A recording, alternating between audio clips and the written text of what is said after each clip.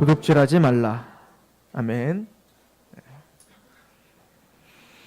우리 십계명 강의 8번째 계명입니다. 도둑질하지 말라. 살인하지 말라, 간음하지 말라. 우리가 말씀을 들었을 때 사실은 마음이 좀 무거웠죠. 우리는 다 형제를 미워했고 또 욕도 해봤고 또 지금도 우리는 살인을 저지르고 있는 사람들이니까요. 또 간음이라는 말을 들었을 때에도 우리는 참 무거운 사람들입니다. 왜냐하면 음욕을 푸는 것부터가 이미 간음이라고 정의하기 때문입니다. 근데 어찌 보면 상대적으로 이 도둑질하지 말라라는 이 법에는 아무리 생각해도 난 도둑질을 하진 않은 것 같아, 이런 마음들이 좀 있을 겁니다. 근데 사실은 오늘 말씀도 이렇게 쉽지 않습니다. 우리의 잣대는 항상 하나님의 거룩의 잣대가 아니라 그냥 내가 살아온 어떤 삶과 우리가 생각하는 어떤 윤리와 도덕의 어떤 잣대로 우리는 우리를 정죄하건 아니면 우리를 핑계 삼건 그렇기 때문에, 근데 사실은 하나님의 원리대로 이 도둑질하지 말라라고 하는 이 원리를 들여보면 이 또한 대단히 무거운 계명이고 우리가 다 도둑이다는 걸 알게 되죠. 우선은 개인과 개인 간에 우리는 도둑질이 뭔지를 압니다. 남의 거 훔치는 거죠. 내 것이 아닌데 남의 것을 훔치는 걸 우린 도둑질이라고 해요. 저도 어렸을 때 생각해 보면 저만 나쁜 사람인 것 같지만 뭔가 이렇게 제가 그때가 초등학교 들어가기 전이니까 아마 6살, 7살 때 된 것 같아요. 근데 제가 친구네 집에 놀러 갔는데 그 이제 가게 앞에 놀러 갔는데 거기 살구가 2개가 있더라고요. 살구. 근데 그때 왜 그런지 모르겠는데 제가 살구를 자주 못 먹었었던 것 같아요. 그래서 그 살구를 이렇게 하나를 먹고 싶어서 이렇게 집어간 거예요. 근데 그게 아직도 막 제 안에 막 정제감으로 남아있어요. 그 살구. 근데 우리 마음에는 그 뭔가 내가 소유하지 못한 것에 대한 갖고 싶은 어떤 그 갈망함들이 있죠.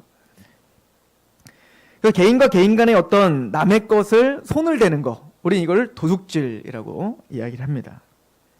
근데 사실은 개인과 개인 간뿐만 아니라 우리는 국가와 우리 간에도 우리는 도둑질할 수 있죠. 그 대표적인 게 바로 탈세입니다.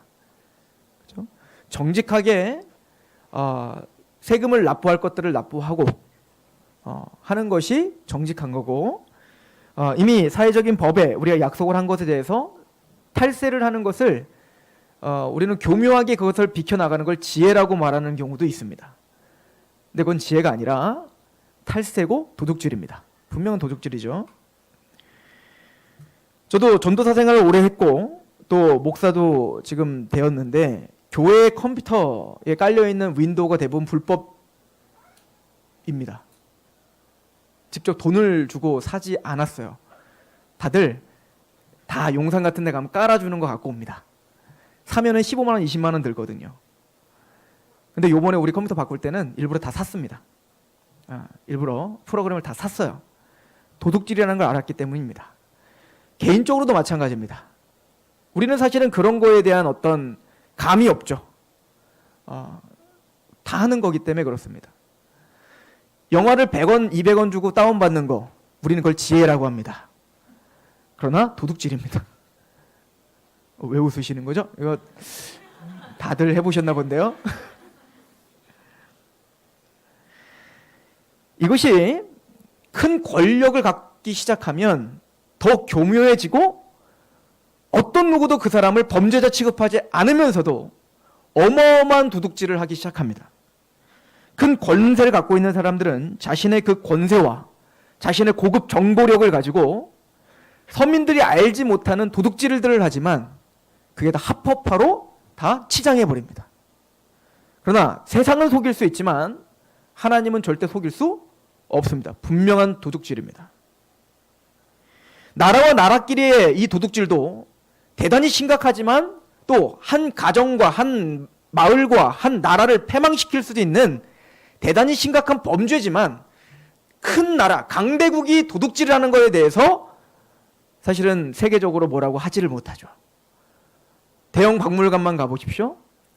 제국주의들이 다 도둑질을 해가죠. 그리고는 그걸 자기네 것인 마냥 그걸로 또 돈을 벌어요. 그리고 돌려달라 그러면 못 돌려준대요. 너무 오래됐기 때문에. 일본은 우리나라를 찬탈했고 노동력과 또 생명과 또 재산들을 도둑질했습니다. 그러나 끝까지 저렇게 고집스럽게 용서를 구하지 않습니다. 왜 그렇죠? 이게 집단으로 가면 무서워지는 거예요. 나 혼자 정죄를 받으면 겁이 납니다. 그런데 내 옆에 사람도 그걸 옳다 하고 우리 민족이 옳다 하면 더 이상 그의 정죄감이 생기지 않는 거예요. 그래서 무서운 겁니다. 그것뿐만 아니라 전 세계적인 어떤 인류가 그것을 도둑질이 아니라고 하면 하나님이 뭐라고 하건 우리는 정죄감이 없는 겁니다.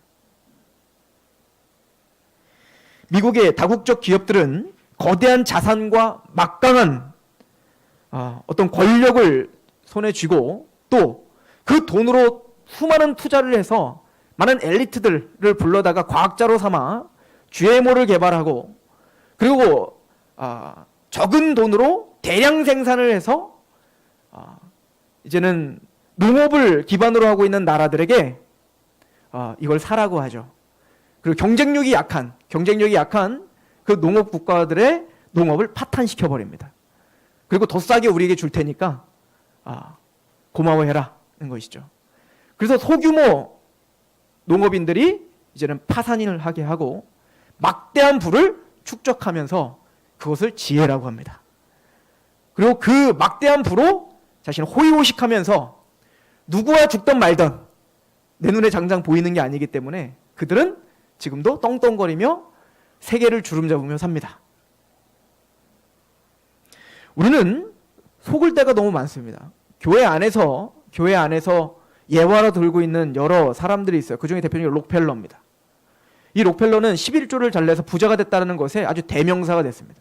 그러나 록펠러가 그 자본주의를 끌어들여 수많은 사람들을 부도나게 하고 범죄했던 도둑질에 대해서는 전혀 언급하지 않습니다. 11조를 잘 냈다는 것으로 모든 걸 치장합니다. 저는 이게 지금 우리 교회들의 현실이고 수준이라고 생각합니다. 이게 바리새인들이었습니다. 나는 11조를 냈고 나는 제사를 드렸고 나는 할 거 다 했다 이거야. 그리고 윤리적 도덕적 하나님의 계명들은 어기며 살아도 내가 지금 이뤄놓은 어떤 성과 이런 것들로 다 무마시키는 아주 무서운 집단이 됐죠. 그래서 예수님은 성전에 들어가서 그 성전을 다 뒤집어 엎었습니다. 그리고는 하나님의 기도하는 집을 장사의 소굴로 만들었구나. 강도의 구렬로 만들었구나. 단순히 이것은 여전도회가 참기름 팔고 저도 그런 거는 좋아하지 않습니다. 안 하시는 게 좋습니다. 그렇다고 해서 그 말을 하는 건 아니에요. 이것은 그 종교 장사꾼들이 종교의 미명하에 그죠? 막대한 재정적인 유익과 도둑질을 해가면서도 하나님의 이름으로 해가면서도 자신들은 그럴듯한 포장과 그럴듯한 어떤 행세를 하면서 자신이 거룩하다라고 속이고 있는 예수님은 화가 나셨습니다. 뒤집어 엎어버린 거예요. 그죠? 이 성전 무너뜨려 버리라 했어요. 이런 화려한 성전 무너뜨려라. 진짜 성전을 내가 세울 거다. 그 진짜 성전은 십자가에 죽으신 예수님입니다. 또한 그 십자가에 죽으신 예수 그리스도를 믿고 있는 그래서 예수 그리스도를 따라 사는 우리가 성전입니다. 어찌 보면 이 중요한 이 경고가 우리에게도 있을 수 있다는 얘기인 거예요. 제가 대학교 1학년 때 방황을 하다가 이제 한 선교단체를 만났습니다. 거기서 저는 삶이 많이 바뀌긴 했어요. 담배도 끊고 세상 친구들과 멀리하면서 저의 삶을 완전히 뒤바꿨습니다. 그래서 하나님께 헌신하며 살아야 되는구나. 하나님을 위해서 사는 것이 진짜 참된 삶이구나. 이것을 가르쳐줬던 단체였습니다. 그 단체는 해마다 청년들을 아우리치를 보냈습니다. 그죠? 인도, 스리랑카, 무슨 그런 나라들로 이제 다 이렇게 비전 트립이라고 하죠. 이렇게 한 달 정도를 보냈어요. 근데 그때 제가 막 들어갔을 때 인도에 갔다 온 청년들이 막 왔습니다. 저는 이제 뭐 진천 그 총구석에 살다가 이제 서울 갔더니 막 서울 형 누나들만 봐도 막 저는 신기하죠. 이 사람들 뭔가 대단해. 와, 이 사람들 뭔가 세련되고 뭔가 똑똑해 보이고 뭔가 하여튼 다 잘나 보였어요. 근데 그 형 누나들이 신앙도 얼마나 좋은지 맨날 눈물을 흘리며 기도하며 막 하고 그게 너무 부러운데 어느 날인가는 갑자기 이제 그 인도를 갔다 온 그 형 누나들이 이제 모임을 하는데 다들 하나같이 이쁜 담요들을 다 덮고 있는 겁니다. 너무 부러운 거야. 저거는 어디서 사는 거지? 그랬더니 비행기에서 이거 하나씩 다 갖고 오는 거라고요. 너무 부러운 거야. 나도 비행기 타면 꼭 갖고 와야지. 너무 좋은 거예요. 지금 이런 날씨에 에어컨 막 치고 그럴 때 요거 하나 딱 덮으면 야, 이게 진짜 좋거든요. 그래서 그 단체에서 저는 이제 문화예술팀에 있었습니다. 저는 힙합으로 이제 문화예술팀에 있었는데 그 공연팀이 이제 미국으로 공연을 가게 됐습니다. 어떻게 해야 되겠어요? 챙겨왔죠. 아시아나 거. 그리고는 그거를 가지고 그거를 이제 딱 펴갖고 이제 한국 와서 딱 펴서 덮는데 그렇게 뿌듯한 거예요. 나 참 대단하다. 야, 나도 비행기 한번 탔다. 그리고 이것도 선물로 받았다. 도둑질입니다. 근데 너무 재밌는 건 도둑질하는 인상이 없는, 전혀 도둑질하는 생각을 못합니다. 왜? 너도 나도 그것도 세상이 한 게 아니라 그것도 어영부영 교회를 다니는 사람들이 한 게 아니라 제자 훈련을 받고 나도 선교사처럼 살겠습니다라고 헌신하는, 지금도 그분들은 직장도 안 잡고 열심히 하나님의 일로 풀타임 사역자로 좀 사역하고 있는 분들이거든요. 저도 그랬고요. 그런데 전혀 그것이 정제감이 없는 겁니다. 이게 사회가 만드는 병폐인 거예요. 도둑질이란 남의 것을 훔치는 것뿐만 아니라 이런 소소하게나마 우리는 공공장소에 가면 더 많은 물을 쓰고 더 많은 낭비를 하고 교회 것들을 아무렇게나 사용을 하는 것, 그것도 도둑질일 수 있습니다. 근데 우리는 이런 것들에 대한 어떤 날카로운 어떤 자신을 바라볼 수 있는 눈이 참 없는 거죠. 대형 기업들은 소형 상권들이 죽건 말건 자신들의 막대한 부를 축적하는 것으로 그들은 기뻐하고 그걸 지혜라고 합니다. 그리고는 소형 상권들이 죽어서 가정이 파탄나는 것 상관없이 자신들의 어떤 그 대형화로 그렇게 부를 축적한 다음에 그들은 사회에 그럴듯한 기부들을 하면서 우리 기업은 윤리적 도덕적으로 참 깨끗한 곳입니다 라고 광고를 하죠. 우리는 삶의 이런 복잡 다단한 사회 속에서 하나님이 도둑질하지 말라라고 하는 이런 메시지를 들으며 좀 무겁게 우리는 우리의 삶을 점검해 볼 필요가 있습니다. 왜냐하면 우리는 세상이 아니라 하나님의 나라이기 때문에 그렇죠. 어제 토요일 날 우리 청년들 모임할 때 그 청년들이 저에게 요청을 했어요. 청년들이 뭐 얼마 되진 않지만 한 10명 정도 되죠, 우리. 반으로 나누자는 거예요. A팀, B팀으로 해서 이쪽 팀은 하나님을 못 믿겠다. 하나님을 믿지 못하는 이유에 대한 논쟁을 하고 다 준비를 해서, 그러니까 막 컴퓨터나 안티 크리스찬들이 막 올리는 거를 다 수집해가지고 이제 그런 걸 질문을 하는 거죠. 한 팀은 진리파. 저는 다행히 진리파에 들어갔습니다. 저는 세상파가 아닙니다. 진리파에 들어가서 이들은 그 질문에 대해서 어찌하든 대답을 해보는 토론을 하자. 그랬더니 진리파는 별로 준비를 안 하는데 이 세상파는 엄청 준비하더라고요. 나쁜 것들. 그래서 어제 이제 토론을 했었습니다. 참 유익한 시간이었습니다. 어제 7시 반부터 시작을 해서 10시가 넘어가는데도 막 못 끝냈어요. 한 10대 개가 더 질문이 남았는데 시간이 너무 부족해서 못했습니다. 나중에 또 하자. 그렇게 했는데 너무나 유익했던 시간이었어요. 근데 거기서 몇 가지 이제 질문이 나왔는데 그 중에 하나가 뭐냐면, 하나님이, 선하신 하나님이 계시다면 왜 이런 고통과 가난과 이런 어떤 전쟁이 있습니까? 라고 하는 질문이에요. 이거는 많은 사람들이 하는 질문들이죠. 그것은 하나님이 선하시지 않거나 하나님이 안 계셔의 문제서가 아니라 그건 인간의 죄 때문이다 라고 우리는 대답을 했습니다. 요한계시록에 보면, 요한계시록 6장에 보면 6인이 떼어지는 장면이 나옵니다. 그 6인이 떼어지는 장면은 첫 번째 인이 떼졌을 때 흰말, 두 번째 인이 떼졌을 때는 붉은 말, 세 번째 인이 떼졌을 때는 검은 말, 네 번째 인이 떼졌을 때는 청황색 말입니다. 이건 개혁주의자들은 정확하게 이제는 다 하나로 해석을 합니다. 첫 번째 흰말은 바로 탐심과 탐욕을 상징하는 것입니다. 그러니까 이건 저주인 거예요, 저주. 그러니까 이기고 또 이기려고 하더라. 지금 뭐죠? 가져도 또 가지려고 하는 겁니다. 이기지만 또 이기려고 하는 겁니다. 제가 로마 역사책을 보고 있는 게 있는데 거기서 지적하는 게 있어요. 그 당시에 로마가 바로 그런 사고체계를 갖고 있었어요. 그러니까 독립된 나라하면 무조건 로마에게 복종시키는 것이 로마의 철학입니다. 그러니까 이겼으면 또 이기는 겁니다. 또 이겨야 되고 또 이겨야 되는 거. 그러니까 만족함이 없는 겁니다. 이게 인간의 탐욕을 그리는 거예요. 승리하고 또 승리하고 그들을 지배하는 거. 이게 로마뿐만 아니라 바로 작은 로마인 우리가 다 그런 사람들인 거예요. 가져도 또 가지려고 하고 누리면 더 누리고 싶은 게 우리 인간인 겁니다. 그 탐욕이 끝이 없는 겁니다. 그래서 두 번째 인이 떼어졌을 때 바로 붉은 말입니다. 그런 탐욕이 이제는 남의 것을 가져와야 되는 거거든요.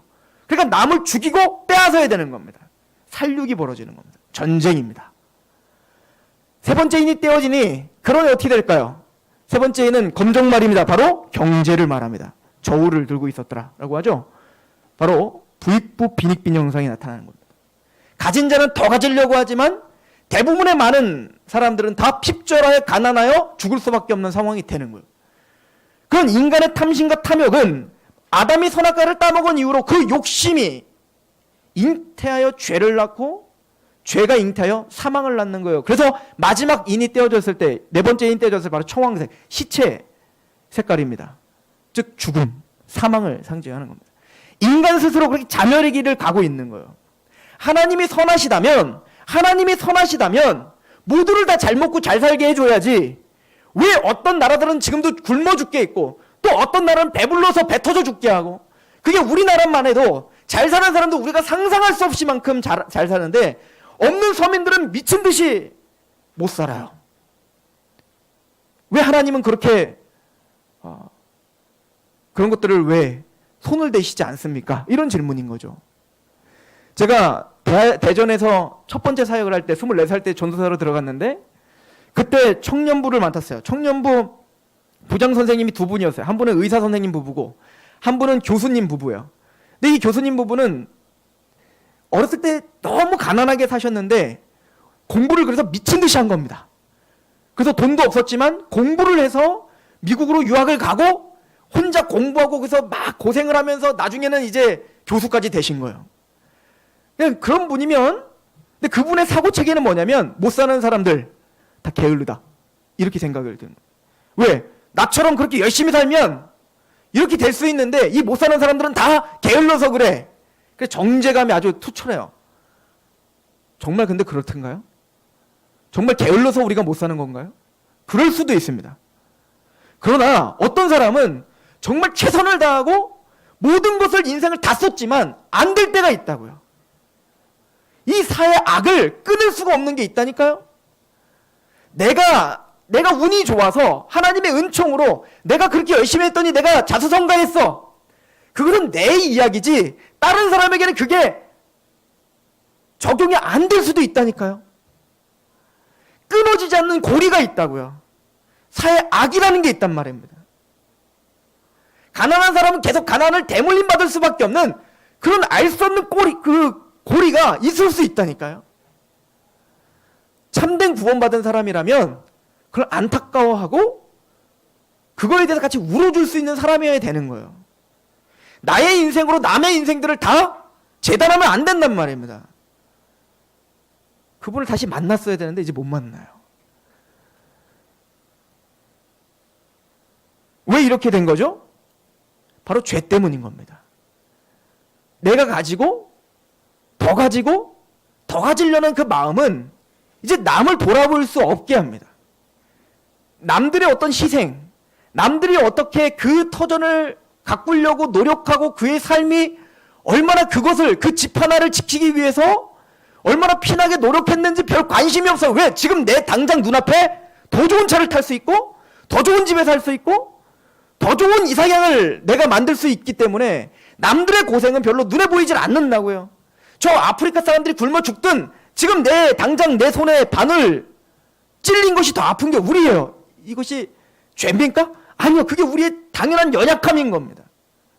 그러다 보니 우리가 정서를 놔버리면 우리는 어느 순간 세상의 원리대로 그냥 우리도 휩쓸려 살 수가 있죠.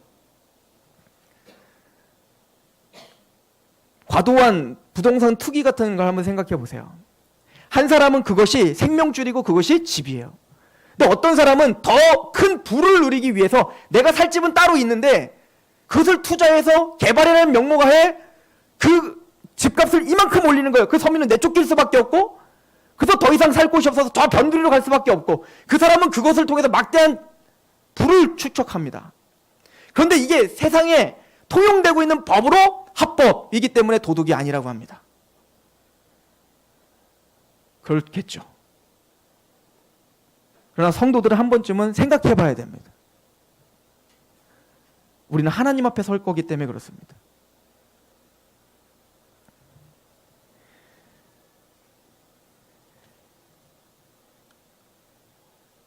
아브라함이 어제도 이런 질문이 하나 나왔어요. 목사님, 아브라함은 하나님의 사람이었는데 아브라함도 일부 다처제를 했습니다. 야곱도 일부 다처제를 했습니다. 노예도 있었죠. 하갈이라는 하인도 있었잖아요. 아니, 하나님의 사람이 어떻게 일부 다처제를 하고 또 노예를 갖고 있는 겁니까? 하나님은 그러면 노예나 일부 다처제를 허락하시는 겁니까? 이렇게 질문도 들어왔었어요. 여러분들 어떻게 생각하세요? 하나님은 노예 제도를 싫어하십니다. 싫어할 뿐만 아니라 증오하십니다. 하나님은 일부 다처제를 싫어하실 뿐만 아니라 증오하십니다. 분명히 아담에게는 하와 한 여자, 그죠? 또 노예를 사람이 사람을 소유할 수 없습니다. 오직 사람을 소유할 수 있는 권세는 하나님에게밖에 없어요. 그런데 왜 아브라함과 야곱은 일부 다처제와 노예 제도를 인정하고 거기에 싸우지 않았죠? 그게 인간입니다. 아브라함도 별 수 없는 인간이었음을 보여주는 겁니다. 아브라함도 그 당시에 통용되고 있던 그 사회 제도를 자신의 어떤 온 힘과 다해 그것과 싸워 변화시킬 수 있는 능력이 없었어요. 그냥 거기에 순응하며 살았습니다. 그러나 자신이 할 수 있는 걸 한 겁니다. 하나님은 우리와도 똑같아요. 하나님은 여러분들을 크리스찬으로 불러주시고 하나님 백성이라 불러주신 것은 여러분들이 외쳐서 사회의 악을 다 끊을 수 없다니까요. 우리는 여전히 아브라함처럼 지금 사회의 그런 모순 속에서 그 모순에 적응하며 또 옳다며 살아가고 있는 그런 죄인들일 수 있어요. 그런 아브라함이지만 하나님은 아브라함을 사랑하셔서 부르셨고 인도하셨고 의롭다 하셨고 마침내 이삭을 바치는 자리까지 가게 하셨습니다. 그러나 그렇다고 해서 아브라함이 완벽하게 하나님의 원리대로 모든 사회를 다 개혁한 거 아니에요. 할 수도 없었습니다.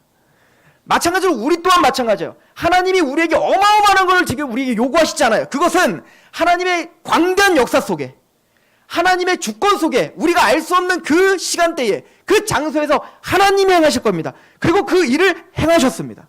노예제도는 점점 없어지고 있고 일부 다투제가 죄인 것을 인식시켜 주셨습니다. 하나님이. 물론 그것을 위해서 희생했던 많은 사람들이 있었지만 그것은 하나님의 주권 가운데 그렇게 하시고야 말 거예요. 그리고 마침내 온전한 하나님의 통치, 온전한 하나님의 나라가 이루어진 것도 하나님이 하시는 거지 우리가 할 수 있는 거 아닙니다. 그러나 적어도 아브라함은 아브라함이 할 수 있는 걸 몸부림쳤단 말입니다. 요셉 또한 요셉이 할 수 있는 거 몸부림쳤다. 그 중에 하나가 뭐죠? 그 자신의 주인이었던 그 보디발의 아내가 자신을 유혹할 때 그 유혹을 피해 도망가는 걸 할 수 있다고요. 이집트가 그 하나님을 대적하는 이집트를 요셉이 완전 뒤집어가지고 하나님을 믿는 민족으로 바꿀 수는 없었어요. 그러나 적어도 요셉은 자기가 있는 곳에서 자기가 할 수 있는 걸 끊어버렸다고요. 보디발의 아내가 유혹할 때 도망간 겁니다. 하나님은 우리에게 그걸 요구하시는 거예요. 우리에게 지금 말한 이런 복잡 다단한 이런 사회 악을 다 끊으라고 말하지 않습니다. 할 수도 없습니다.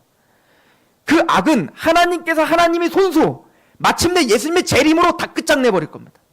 공의롭게 심판하실 겁니다. 우리가 할 수 있는 것은 요셉처럼 도망가고 요셉처럼 끊어버릴 수 있는 것을 끊는 겁니다. 안 끊어지겠죠. 그래도 끊으려고 몸부림치는 겁니다. 왜 십계명이 우리에게 유익합니까? 남들은 도둑질이 아니라는 것을 도둑질이라고 말할 수 있는 겁니다. 남들은 그것이 옳다 하지만 우리는 그것이 죄라고 말할 수 있어야 되는 겁니다. 그래서 하나님이 원하시는 그 거룩으로 우리 몸부림을 치기를 원하시는 겁니다. 왜? 세상이 아니라 우리는 성도기 때문에 그렇습니다. 잠언서 29장 24절은 이렇게 말합니다. 도둑과 짝하는 자는 자기 영혼을 미워하는 자라. 그는 저주를 들어도 진술하지 아니하느니라. 도둑과 짝하는 자는 자기 영혼을 미워하는 자라. 이 도둑과 짝하는 자라는 건 뭐냐면 이 세상의 원리대로 그냥 사는 사람들, 하나님의 백성들이 이 세상의 원리를 옳다여 그냥 그것을 받아들이는 사람들, 그것은 자기 영혼을 미워하는 짓이다 라고 말하는 거예요. 다시 말하면 이거예요. 내가 바보였어. 그때 내가 사람들이 그냥 그거 사기 좀 치라고 할 때 그냥 칠걸. 그랬으면 내가 그때 2천만 원이 생기는 건데, 그랬으면 지금 내 자녀들도 조금 더 잘 먹일 수 있고 우리 집 조금 더 넓힐 수 있었고, 그때 내가 너무 깐깐하게 울었어. 그러지 말았어야 되는데. 우린 사실은 남의 이야기가 아니죠. 우리가 사실은 그런 사람들이죠. 아쉬워하죠. 그때 한번 눈 감을 거 나중에 회개하면 되는데. 하나님 용서하실 겁니다. 하나님 그러신 분입니다. 그러나 그때 그런 선택을 했다면 우리의 영혼을 미워하고 있는 선택이라고 성경은 가르쳐주고 있는 거예요. 진짜 복이 뭐죠? 여러분들이 어느 집을 샀더니 그 집이 갑자기 땅값이 올라가고 집이 확 올라가는 게 하나님의 은혜고 복입니까? 여러분들, 우리 교회가 어디를 샀더니 그 교회가 갑자기 거기에 갑자기 대도시가 형성이 되면서 그 교회가 땅값이 확 올라도 하나님이 은총을 주신 겁니까? 전혀 상관없어요, 그건. 성경이 말한 복이란 악인의 꾀를 따르지 않고 오만한 자리에 서지 않고 오직 주 여호와의 율법을 주야로 묵상하는 겁니다. 그냥 그 말씀대로 살았더니 내가 손해가 왔어요. 그게 복입니다. 그 말씀대로 살았더니 하나님이 우리에게 뭔가를 챙겨주셨어요. 그것도 복입니다. 그 열매가 복이 아니라 하나님의 말씀 앞에 우리가 어떻게 반응하는가가 복이라는 거예요, 성경은. 그래서 성경은 우리에게 이 도둑질을 하지 않고 승리할 수 있는 비결을 이야기합니다. 3가지만 이야기하겠습니다. 첫 번째는 자족하라 하십니다. 우리의 그 탐심과 탐욕은 우리 스스로 절제할 수 있는 게 아니에요.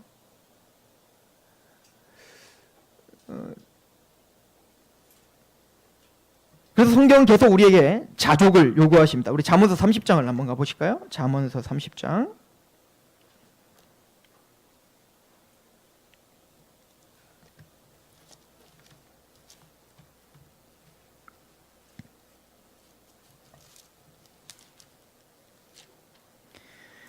잠언 30장 7절에서 9절입니다. 지혜자가 이렇게 우리에게 또 하나님께 고백하죠. 내가 2가지를 주께 구하였사오니 내가 죽기 전에 내게 거절하지 마시옵소서. 곧 헛된 것과 거짓말을 내게서 멀리 하옵시며 나를 가난하게도 마옵시고 부하게도 마옵시고 오직 필요한 양식으로 나를 먹이시옵소서. 혹 내가 배불러서 하나님을 모른다 여호와가 누구냐 할까 하오며 혹 내가 가난하여 도둑질하고 내 하나님의 이름을 욕되게 할까 두려워함이니이다. 그래서 신앙인들은 2가지를 구해야 된다고 말합니다. 첫 번째, 너무 부자 되려고 하지 않게. 하나님, 내가 너무 부자가 되지 않게 해주세요. 내가 너무 부유해져서 하나님을 모른다 할까 겁납니다. 그 신앙의 목적은 내가 부유해지고 내가 번성하는 것이 목적이 아닌 거예요. 그 목적은 하나님과의 관계에 있음을 분명히 하는 겁니다. 그렇다고 하나님, 내가 너무 가난하게도 하지 마세요. 왜냐하면 너무 가난해져서 혹시 내가 탐심이 생겨 남의 것을 도둑질할까 봐. 그렇잖아요. 내 자녀가 못 먹고 있어요. 내 자녀가 지금 굶고 있다고요. 그러면 아비로서 뭐라도 훔쳐서라도 주고 싶은 게 우리 마음 아니겠어요? 하나님, 그럴 지경이 되지 않게 제발 우리의 산업을 붙잡아 주십시오. 기도해야 됩니다. 너무 부하려고 하지 말래요. 왜냐? 사도 바울이 말을 하죠. 우리 디모데전서 6장이요. 우리가 수요예배 때 이미 했기 때문에 그냥 읽고만 넘어갈게요. 디모데전서 6장 3절입니다.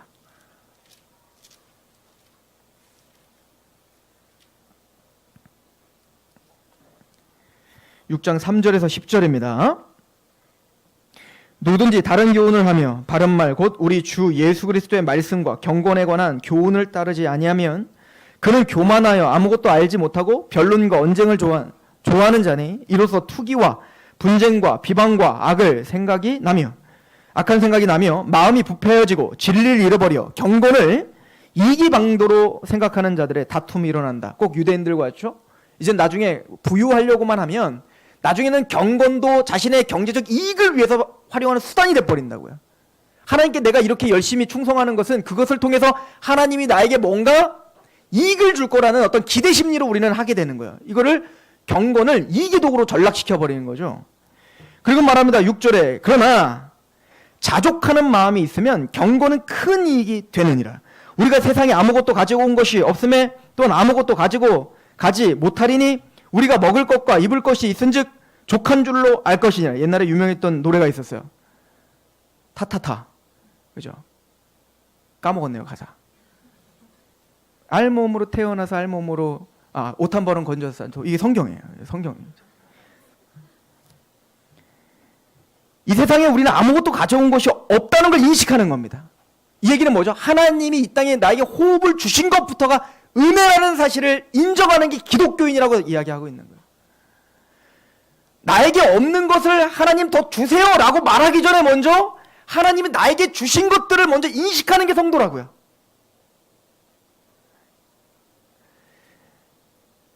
여러분들 기독교인과 기독교인이 아닌 사람들의 가장 큰 보여지는 특징이 있죠. 밥 먹을 때 기도하냐 안 하느냐. 그죠?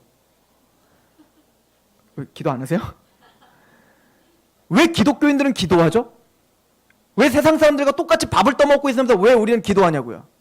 그들은 자신들이 행해서 그렇게 밥을 먹을 수 있다고 생각한 겁니다. 근데 우리는 진짜 구원을 받고 보니 하나님이 나에게 건강을 주시지 않았다면 내가 밥을 먹을 수도 소화를 시킬 수도 없다는 걸 아는 사람들입니다. 내가 내 힘으로 내가 공부해서 내가 직장을 잡았다고 생각했지만 뒤를 돌아보니 이것도 다 하나님의 은총이 있어 나에게 직장을 허락한 것이고, 은총이 있어 내가 돈을 벌 수 있는 것이고, 은총이 있어 내가 밥을 먹고 살 수 있다는 걸 아는 겁니다. 소소한 거지만 이것이 하나님의 은혜라는 걸 아는 게 성도예요. 이게 세상과 다른 점입니다. 그것부터 시작하는 거예요. 즉 참된 경건이란 자족이라는 겁니다. 지금 처한 상황 속에서 하나님이 주신 은총을 생각해 볼 수 있는 실력, 그 능력, 그래서 하나님께 감사할 줄 알고 만족해 할 수 있는 능력, 이게 경건이라는 겁니다.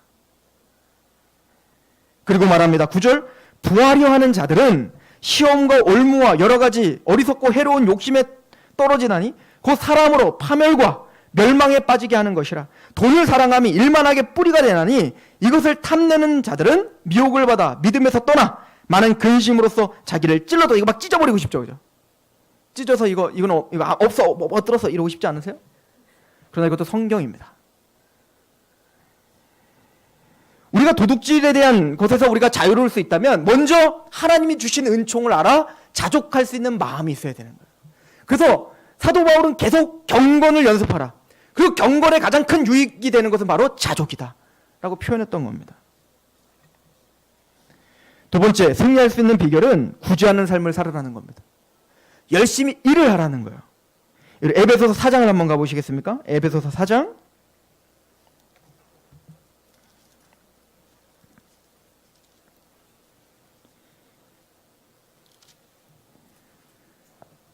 4장 28절입니다. 27절부터 보시면 하나님을 본받는 생활에 대한 이야기를 쭉 하면서 구원받은 하나님 백성들이기 때문에 이렇게 살아라 라는 거예요.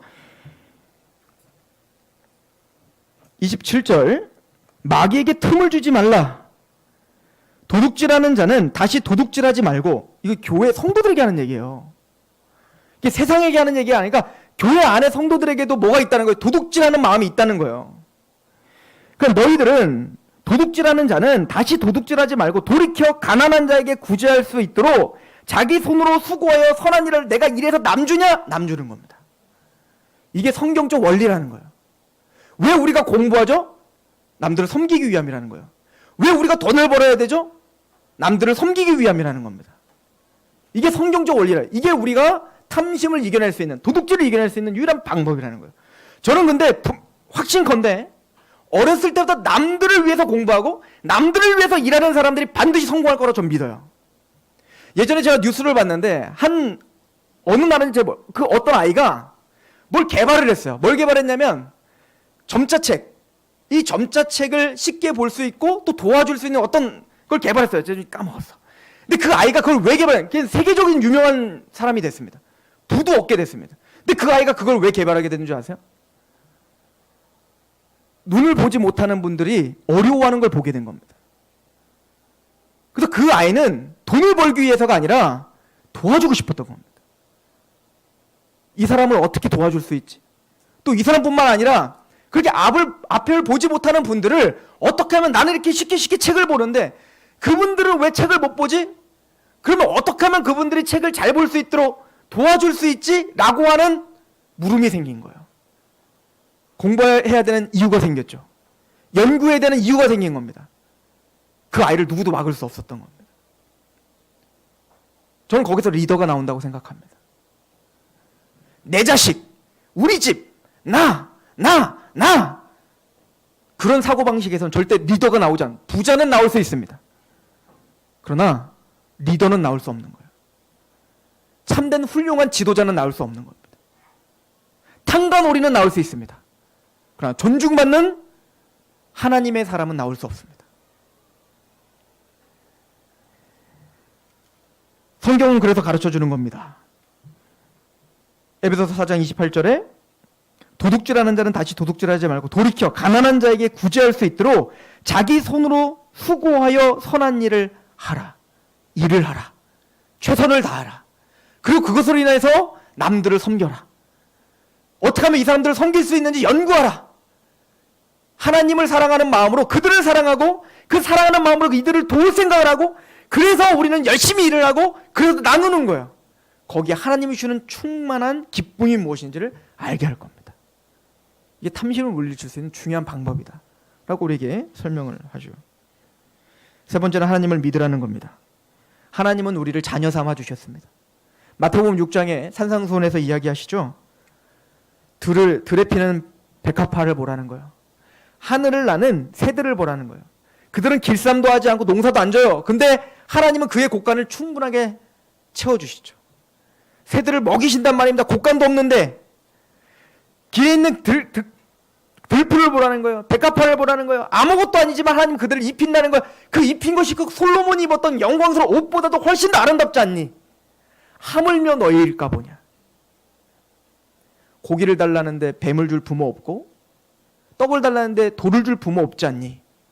하물며 자기 아들을 죽이기까지 하여 자녀 삼은 너희를 책임지지 않겠니?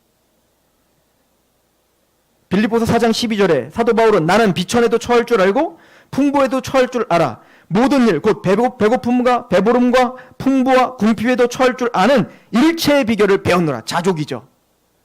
사도 바울은 이 자족에 대한 이야기를 하면서 빌립보서 4장 19절에 말합니다. 나는 하나님이 그리스도 예수 안에서 영광 가운데 그 풍성한 대로 너희 모든 쓸 것을 채우시리라. 하나님 반드시 여러분들의 필요를 채워주실 겁니다. 그걸 믿으시기 바랍니다. 안 채워주던데요? 아니요. 채워주고 계시고 채우실 겁니다. 아니던데요? 아니랄까요? 뒤를 돌아보시라니까요? 하나님은 이미 우리의 필요들을 채워주셔요. 여기 지금 있잖아요. 밥 안 먹고 오신 분. 자녀 옷 없는 분. 생각해보면 하나님은 우리의 살 것들을 다 기가 막힌 방법으로 채워주셨습니다. 감사하십시오. 그 하나님을 감사할 때 다시 일어날 힘이 생길 겁니다.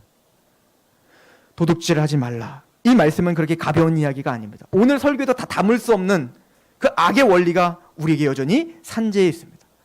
우리는 아브라함과 그 믿음의 선지들처럼 싸워야 되지만 그 모든 체계 전체를 바꿀 수 없는 연약한 자들이에요. 맞아요.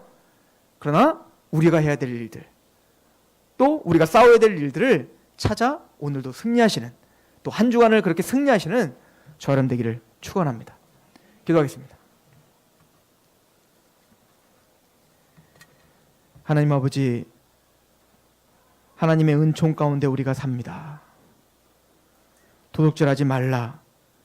이 말씀을 이미 알고 있고 또 이 말씀을 또 우리의 삶의 모토로 살고 있었지만 우린 또 세상이 옳다 하였고 또 많은 사람들이 옳다 하여 하나님의 찢어지는 그 죄에 대한 미워함을 인식하지 못했는지 모르겠습니다.